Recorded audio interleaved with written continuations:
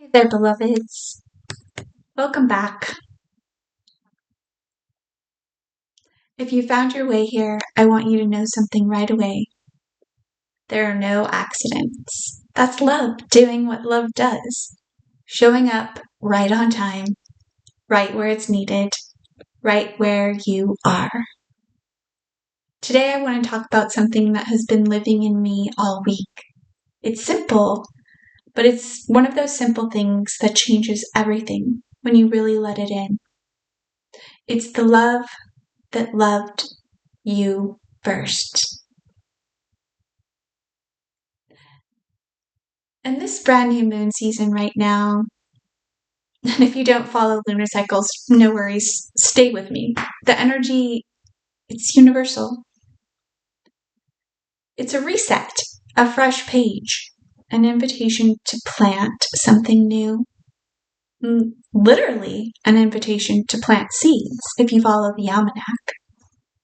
It's a sacred pause between the exhale and the inhale, the breath of life, the atmosphere that all we celestial bodies are floating around in. The flavor of this particular season is pure, innocent, primal energy. It asks no permission to exist. It carries no grudge from last season. It simply begins. Everything new is new. So this is an invitation to arrive in your own life as if for the very first time, without the weight of old stories, and the now, in the no old worries, without the conditions, without the proof you think you need, just here. The love that came before is what I've been sitting with.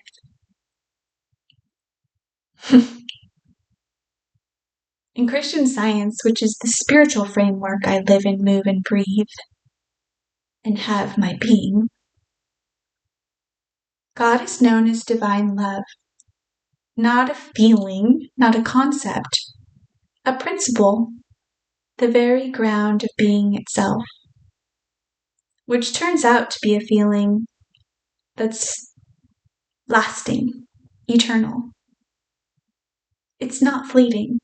It's not this or that. It just is. And one of the most radical things about that understanding is this. Love doesn't wait. It doesn't withhold itself until you've earned it, or cleaned yourself up, or figured out your purpose. Love was already expressed, fully and completely, before you took your first breath. You were loved before you were born. You were whole before you knew what whole was. You were enough before you knew what enough meant. That is the primal nature of divine love.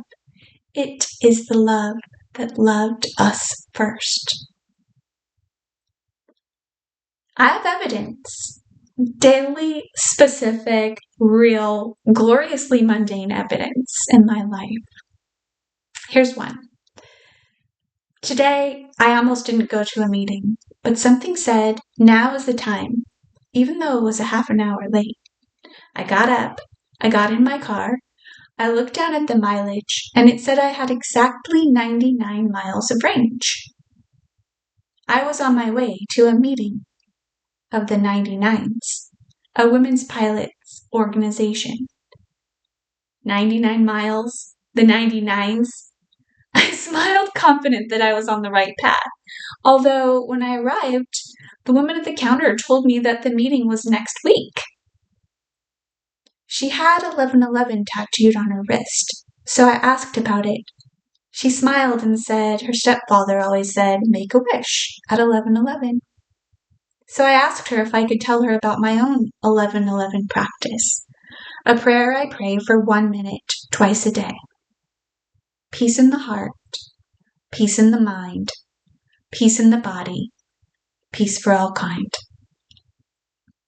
A wrong day became the right day. A stranger's tattoo became a divine appointment. A wish became a prayer. That's the love that loved us first, already working before we thought to look for it. That's the invitation I'm sitting with this season, and that's what we celebrate together every Sunday in our Practice of Praise gratitude spree. The evidence of that love showing up in our everyday lives in ways big and small and gloriously unexpected. Practice of Praise is a private invitation-only gathering, but if this resonates with you and you'd like to explore working together one-on-one, I'd love to connect. You can schedule a personal session with me at the link below. Until then, be loved, beloveds, and be love. See you next week.